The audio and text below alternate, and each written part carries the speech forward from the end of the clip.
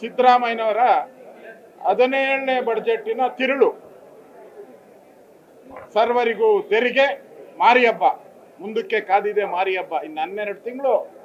ಪ್ರತಿ ತಿಂಗಳು ಬರ್ತ್ ಮಾಡ್ಕೊಳ್ಳಿ ತೆರಿಗೆಗಳ ಹೊರೆಯನ್ನ ಆಗ್ಲೇ ತಯಾರು ಮಾಡಿದ್ದಾರೆ. ಪೆಟ್ರೋಲ್ ಇರ್ಬೋದು, ಡೀಸೆಲ್ ಇರ್ಬೋದು, ಹಾಲ್ ಇರ್ಬೋದು, ಆಲ್ಕೋಹಾಲ್ ಅಂತೂ ಗ್ಯಾರಂಟಿ. ಇದು ಸಿದ್ದರಾಮಯ್ಯನವರ ಕಳಪೆ ಬಡ್ಜೆಟ್. ಇದು ಕಳೆದ 3 ವರ್ಷದಲ್ಲಿ 4.5 ಲಕ್ಷ ಕೋಟಿ ಸಾಲ ಮಾಡಿದ್ದಾರೆ ಸಿದ್ದರಾಮಯ್ಯ. 4.5 ಲಕ್ಷ ಕೋಟಿ. ನಮ್ದು ಈಗ 8 ಲಕ್ಷ ಕೋಟಿ, 824 ಕೋಟಿ ನಾವು ಸಾಲ ನಮ್ಮ ತಲೆ ಮೇಲೆ ಇದೆ. ಅದರಲ್ಲಿ ಸಿದ್ದರಾಮಯ್ಯನವರ ಪಾಲೆಷ್ಟು ಅಂದ್ರೆ 54%. 54%. ಇನ್ನೆರಡು ವರ್ಷದ್ದು ಏನಾನ ಸೇರಿಸ್ಕೊಂಡ್ಬಿಟ್ರೆ ಸಿದ್ದರಾಮಯ್ಯನವ್ರದ್ದು 60%. ಹೆಂಗೂ ಕಮಿಷನ್ 60% ಹೊಡಿತಾವ್ರೆ. ಆ ಕಮಿಷನ್ಗೆ ಕರೆಕ್ಟಾಗಿ ಇವ್ರ ಶೇರುನು ಸಾಲನೂ ಕೂಡ ಇದೆ. ಅಂದ್ರೆ ಸಾಲ ಮಾಡಿ ಸರ್ಕಾರ ನಡ್ಸಕ್ಕೆ ನೀ ಹಾಕ್ಬೇಕಪ್ಪ ಸಿದ್ದರಾಮಯ್ಯ, ನೀ ಹಾಕ್ಬೇಕು. ಯಾರೋ ಸಾಮಾನ್ಯ ಜನ ರೋಡ್ ಆಗಿರೋನು ಕೂಡ ಸಾಲ ಮಾಡಿ ತರಕಾರಿ ವ್ಯಾಪಾರ ಮಾಡೋನು ಕೂಡ ಮಾಡ್ತಾರೆ. ನೀನು ಏನೋ ಸ್ಪೆಷಲ್ಲು ನಾನು ಆದಾಯ ಮಾಡ್ತೀನಿ. ಅವ್ರು ಬಡ್ಜೆಟ್ ಹೇಳಿದ್ದಾರೆ, ಕರ್ನಾಟಕದ ಜನತೆಗಳಿಗೆ ಕನಸಿನ ರೆಕ್ಕೆಗಳನ್ನ ಕೊಡ್ತೀನಿ ಅಂತ ಹೇಳಿದ್ದಾರೆ. ಕಳೆದ ಬಡ್ಜೆಟ್ ಅಲ್ಲಿ ಎಲ್ಲರಿಗೂ ಕನಸಿನ ರೆಕ್ಕೆಗಳಂತೆ. ಇದೇನಾ ನಿಮ್ ಕನಸಿನ ರೆಕ್ಕೆಗಳು? ಸೋರಿಕೆ, ವಾಲ್ಮೀಕಿ ಹಗರಣದಲ್ಲಿ ಲೂಟಿ, ಆಸ್ಪತ್ರೆಗಳಲ್ಲಿ ಮೆಡಿಸನ್ ನಲ್ಲಿ ಲೂಟಿ, ಸೈಟ್ಗಳು ಮೂಡಾ ಸೈಟ್ ಲೂಟಿ. ಬಿರಿ ಲೂಟಿಯಲ್ಲೇ ಈ ಸರ್ಕಾರ ಕಳೆದೋಗಿದೆ. ಸ್ಕ್ಯಾಂಡಲ್ ಸರ್ಕಾರ ಇದು. ಒಂದು ರೀತಿ ಯೋಜನಾ ಗಾತ್ರ ಏನಿದೆ ಅದು ಬರ್ತಾ ಬರ್ತಾ ಕುಸಿತಾ ಇದೆ. ನಮ್ಮ GDP ಗ್ರೋತ್ ಏನಾಗಬೇಕಾಯಿತು ಅದು ಅಭಿವೃದ್ಧಿ ಮೇಲೆ ನಿಂತಿರೋದು. GDP ಗ್ರೋತ್ ಈಗ ಅಭಿವೃದ್ಧಿ ಕಳೆದ 3 ವರ್ಷದಿಂದನೂ ಕಾಂಗ್ರೆಸ್ MLAಗಳು ಹೇಳಿದ್ದಾರೆ. ಕಾಂಗ್ರೆಸ್ಸಿನ ರಾಷ್ಟ್ರೀಯ ಅಧ್ಯಕ್ಷರು ಒಂದು ಬಾಂಡ್ಲಿ ಮಣ್ಣು ಹಾಕಕ್ಕೂ ಯೋಗ್ಯತೆ ಇಲ್ಲ ರಸ್ತೆಗೆ ಅಂತೇಳಿ ಸನ್ಮಾನ್ಯ ಖರ್ಗೆ ಅವರು ಹೇಳಿದ್ದಾರೆ. ಕಲಬುರಗಿ ಇರ್ಬೋದು, ದಾವಣಗೆರೆ, ಬೇಕಾದಷ್ಟು ಕಾಂಗ್ರೆಸ್ MLAಗಳೇ ಕೂಡ ಈಗಾಗಲೇ ಸರ್ಕಾರದ ವಿರುದ್ಧ ಹೇಳಿದ್ದಾರೆ. ಕೆಲವರಂತೂ ರಾಮನಗರದ ಮೇಲೆ ಹೇಳಿದ್ದಾರೆ, ಈ ಸಿದ್ದರಾಮಯ್ಯ ಇದ್ರೆ ನಾನು ರಾಜೀನಾಮೆನೇ ಕೊಟ್ಬಿಡ್ತೀನಿ, DK ಶಿವಕುಮಾರ್ ಆಗಬೇಕು ಅಂತ ಅವ್ರು ಹೇಳಿದ್ದಾರೆ. ಅಂದರೆ ಈ ಸರ್ಕಾರ ಇವತ್ತು ಬಡ್ಜೆಟನ್ನು ಮಣ್ಣೆ ಮಾಡಿ ಇದೊಂದು ಜನಪರವಾದಂಥ ಬಡ್ಜೆಟ್ ಆಗಬೇಕಾಯಿತು. ಆದರೆ ಜನರಿಗೆ ಮೋಸ ಮಾಡುವಂಥ ಬಡ್ಜೆಟ್ಟು. ವಿಶೇಷವಾಗಿ ಬಡವರಿಗೆ ಅನ್ಯಾಯ ಮಾಡಿದ್ದಾರೆ. ರೈತರಿಗೆ ನೀರಾವರಿ ಯೋಜನೆಗೆ ಕೃಷ್ಣೆಯ ಕಣ್ಣೀರು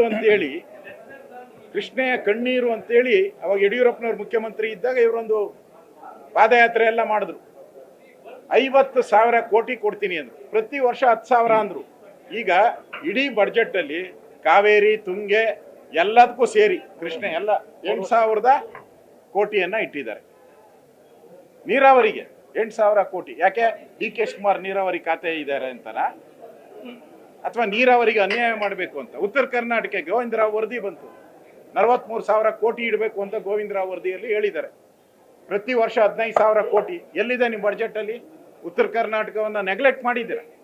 ಉತ್ತರ ಕರ್ನಾಟಕದಲ್ಲಿ ನೀವು 17 ಬಾರಿ ಬಡ್ಜೆಟ್ ಮಂಡಿಸಿದ ಮೇಲೂ ನಿಮ್ಮ ಹಿಂದುಳಿದ ತಾಲೂಕುಗಳು ಜಾಸ್ತಿ ಆಗಿದೆ. ಇವಾಗ ಗೋವಿಂದರಾವ್ ವರದಿ, ನಂಜುಂಡಪ್ಪ ವರದಿಗಿಂತ ಗೋವಿಂದರಾವ್ ವರದಿಯಲ್ಲಿ 42% ಜಾಸ್ತಿ ಆಗಿದೆ. ಅಂದರೆ ಸಿದ್ದರಾಮಯ್ಯ ಕರ್ನಾಟಕದ ಆರ್ಥಿಕ ಪರಿಸ್ಥಿತಿಯನ್ನ ಹಾಳುಗೆಡುವುದವರು, ಕರ್ನಾಟಕವನ್ನ ಸಾಲಗಾರರ ಲಿಸ್ಟಲ್ಲಿ ಸೇರಿಸಿದವರು, ಕರ್ನಾಟಕದ ಜನತೆಗೆ ದ್ರೋಹ ಮಾಡಿದವರು. ಅದಕ್ಕೋಸ್ಕರ ಇವತ್ತು ಚೊಂಬಿನ ಮೆರವಣಿಗೆಯನ್ನು ನಾವು, ನಮ್ಮ ಅಧ್ಯಕ್ಷರು, ನಮ್ಮೆಲ್ಲ ಮುಖಂಡರು ನಾವು ಮಾಡಿದಿರಿ. ಕರ್ನಾಟಕದ ಜನತೆಗೆ ಈ ಬಡ್ಜೆಟಲ್ಲಿ ಏನು ಕೊಟ್ಟವ್ರೆ ಅಂದರೆ ಚೊಂಬು ಚೊಂಬು ಚೊಂಬು, ಖಾಲಿ ಚೊಂಬು ಕೊಟ್ಟಿದ್ದಾರೆ ಅಷ್ಟೇ. ಅದರಿಂದ ಈ ಬಡ್ಜೆಟ್ ಏನಿದೆ ಇದು ಜನ ವಿರೋಧಿ ಬಡ್ಜೆಟ್ಟು. ಉಪ್ಪು ಖಾರ ಹುಳಿ ಏನೂ ಇಲ್ಲ ಇದರಲ್ಲಿ, ಏನೂ ಇಲ್ಲ, ಯಾರಿಗೂ ಒಳಿತಿಲ್ಲ. ಕಾಂಗ್ರೆಸ್ಸಿನ ವೋಟ್ ಬ್ಯಾಂಕ್ ಹಾಕುವಂಥ ಮುಸ್ಲಿಮರಿಗೆ ಉತ್ತೇಜನ ಕೊಟ್ಟಿದ್ದಾರೆ. ವೋಟ್ ಬ್ಯಾಂಕ್, ಅವ್ರಿಗೆ ವೋಟ್ ಬ್ಯಾಂಕ್ ಏನಿದೆ ಆ ಮುಸ್ಲಿಮರು, ಅದಕ್ಕೆ ಹಣ ಕೊಟ್ಟಿದ್ದಾರೆ. ದಲಿತರ ಹಣವನ್ನ ನುಂಗಿದ್ದಾರೆ. ಹೋದ ಸರಿನೇ 43,000 ಕೋಟಿ, 43,000 ಕೋಟಿ. ಈ ಸರಿ ಸೇರ್ತಾರೆ 54-55 ಕೋಟಿ ಹೋಗ್ತದೆ. ಒಂದ್ ಕಡೆ ದಲಿತರ ಹಣವನ್ನ ತಗೊಂಡಿದ್ದೀರಾ, ಯಾಕೆ ಮುಸಲ್ಮಾನರ ಹಣವನ್ನ ಯಾಕೆ ತಗೊಂಡಿಲ್ಲ ನೀವು? ಅವರ ಇಲಾಖೆಯಲ್ಲಿರೋ ಹಣವನ್ನ ಗ್ಯಾರಂಟಿಗಳಿಗೆ ಯಾಕೆ ಡೈವರ್ಟ್ ಮಾಡಿಲ್ಲ? ದಲಿತರೇ ಬೇಕಾಗಿತ್ತಾ? ದಲಿತರ ಹಣನೇ ಬೇಕಾ ನಿಮ್ಗೆ?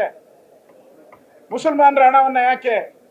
ವಕ್ಫ್ ಬೋರ್ಡ್ ಇದೆಯಲ್ಲ ಆಸ್ತಿ 1 ಲಕ್ಷ ಎಕರೆ ಇದೆ, ಯಾಕೆ ಡೈವರ್ಟ್ ಮಾಡಿಲ್ಲ ನೀವು ಗ್ಯಾರಂಟಿಗೋಸ್ಕರ?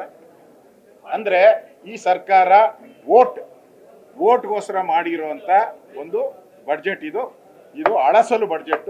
ಇದನ್ನ ನಾವು ತಿರಸ್ಕಾರ ಮಾಡಿದಿರಿ. ರಾಜ್ಯದ ಜನತೆ ಮುಂದೆ ಈ ಬಡ್ಜೆಟ್ ಇಟ್ಕೊಂಡು ನಾವು ಜನಗಳ ಮುಂದೆ ಹೋಗ್ತೀರಿ. ಈ ಸರ್ಕಾರವನ್ನ ಕಿತ್ತೊಗೆಯುವಂತ ಕೆಲಸವನ್ನ ನಾವು, ನಮ್ಮ ಅಧ್ಯಕ್ಷರು, ನಮ್ಮೆಲ್ಲ MLAಗಳು ನಾವು ಹೋರಾಟವನ್ನ ಮುಂದುವರಿಸ್ತೀರಿ. ಈ ಸರ್ಕಾರ ತೊಲಗಬೇಕು, ಲೂಟಿಕೋರ ಸರ್ಕಾರ.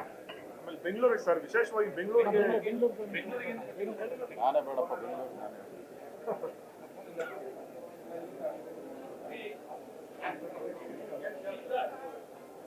ಇನ್ನಷ್ಟು ಹೆಚ್ಚಿನ ಮಾಹಿತಿಗಾಗಿ ಫಾಲೋ ಮಾಡಿ ಬ್ರಿಗೇಡ್ ನ್ಯೂಸ್ ಕನ್ನಡ.